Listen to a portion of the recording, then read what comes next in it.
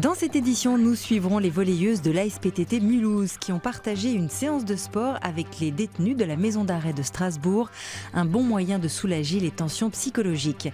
Cap ensuite sur la Picardie pour rencontrer un jeune dentiste qui s'est installé en zone rurale mais près d'une gare TGV. Son carnet de rendez-vous ne désemplit pas. Mais arrêtons-nous d'abord à Boulogne où la mairie a créé un atelier destiné aux jeunes demandeurs d'emploi. On y apprend à réaliser un CV en vidéo mais surtout à prendre confiance en soi. Nous ne sommes pas un casting pour une émission de télé-réalité, mais un atelier vidéo organisé par la ville. Face à la caméra, Sébastien, Brian et Joey, 3 jeunes du quartier du Chemin Vert, à la recherche d'un travail depuis plusieurs mois. Mes différentes missions professionnelles dans le bâtiment m'ont permis de développer ma résistance à l'effort et au travail. En plus, tu le dis avec une facilité, donc c'est bien que les mots sont complètement OK pour toi. Vous, votre rôle, ça va être quoi? De l'aider à trouver les mots Ouais. En fait. Complètement. Ouais, les mots, les qualités et les valeurs aussi. Parce que ça, c'est vrai, si on parle un peu plus avec soi, ça multiplie quand même les chances de réussite. Brian a enchaîné les missions d'intérim dans le bâtiment sans décrocher d'emploi stable. Cet atelier, c'est une bulle pour prendre confiance et réfléchir sur son parcours. Ça permet de se découvrir un peu plus, c'est vrai, de s'ouvrir un peu plus.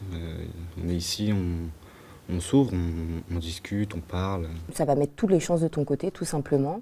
Ici, on travaille sur les mots, mais aussi sur son image, retrouver l'estime de soi après de multiples échecs. Pour que l'employeur puisse voir qu'on n'est pas tous, des cas désespérés quand même. Le CV vidéo, ça permet en fait au chef d'entreprise de décrocher en fait le téléphone parce que la personne en fait il la voit directement à l'écran et il dit voilà, cette personne-là il est dynamique et ça m'intéresse vraiment de l'appeler. En 2016, 18 jeunes ont posté leur CV sur la chaîne YouTube de la mairie et 14 ont retrouvé le chemin de l'emploi.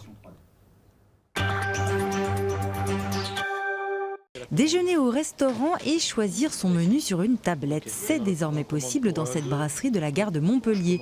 Grâce à une montre connectée, le serveur est informé en temps réel des besoins des clients qui voient plutôt d'un bon œil ce nouveau service. Quand on est pressé, c'est pas mal, ça évite le temps d'attente du serveur. La start-up montpelliéraine qui a mis au point cette application souhaite équiper 110 restaurants à travers la France d'ici 2018. Dans certaines zones rurales, trouver un dentiste relève désormais du parcours du combattant. Difficile d'attirer les jeunes praticiens, pourtant certains franchissent le pas. Rencontre avec l'un d'entre eux installé en Picardie. Pour implanter son cabinet, il a ciblé une gare TGV. Bonjour monsieur, vous allez bien ? En voilà un qui n'a pas une dent contre la campagne. À 28 ans, après avoir exercé au sein de cabinets dentaires à Oisemont et à Abbeville, Charles a décidé de ramener sa fraise dans le Santerre. Ouvert seulement depuis lundi, les patients sont déjà au rendez-vous. La première semaine de mai. Je savais que c'était une région très sous-dotée en praticiens.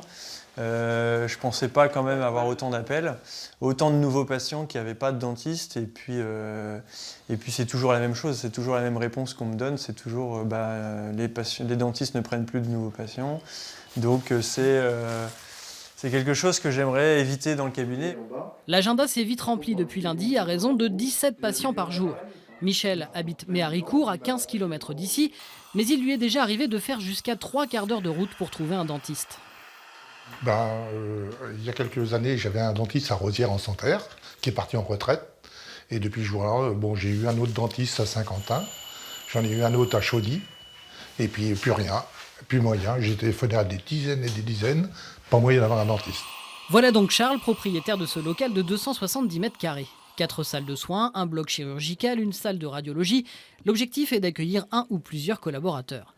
Alors certes, Étrédénicourt, c'est en zone rurale, mais face à la gare TGV et non loin des autoroutes. J'ai ciblé les axes autoroutiers entre l'A1 et l'A29, ce qui nous permet aux praticiens de plusieurs villes autour de nous, comme Amiens, Saint-Quentin, Arras ou Compiègne, qui puissent venir travailler tout en habitant en ville, parce qu'aujourd'hui les jeunes habitent en ville. En 2015, selon l'Observatoire national de la démographie des professions de santé, les dentistes étaient moins de 40 pour 100 000 habitants en Picardie, contre 63 en moyenne en France. Ça plombe un peu l'ambiance. Pas facile de rester féminine, de prendre soin de son corps et de son esprit quand on est en prison. D'où l'intérêt de cette initiative à la maison d'arrêt d'Elso à Strasbourg. Elle a ouvert ses portes aux volleyeuses de l'ASPTT Mulhouse, un moment fort pour toutes les femmes présentes. Elles sont arrivées avec une certaine appréhension. Premier contact avec le milieu carcéral pour les volleyeuses de l'ASPTT Mulhouse. Des verrous, des portiques de sécurité et au final, une rencontre avec des détenus qui ouvrent l'esprit. C'est nous qui venons chez elles dans leur lieu. Elles sont forcément peut-être pas fières de ce qu'elles ont fait. Donc après, on ne savait pas si des liens allaient se créer ou pas. Au fil du temps, le sport permet de dépasser toutes les barrières qu'on se met. Les détenus arrivent pour faire du sport, accrochés à leurs cigarettes. Rapidement, elles se prennent au jeu, participent à l'échauffement avec sérieux. La venue des joueuses de l'ASPTT Mulhouse est comme une bouffée d'oxygène dans cet univers clos. On n'est plus une détenue, un numéro d'écrou. Là, maintenant, c'est des joueuses, point à la ligne. Il n'y a plus de barrière, c'est l'attrait du sport. On est des joueuses. Un moment de décompression car le quartier des femmes peut être étouffant.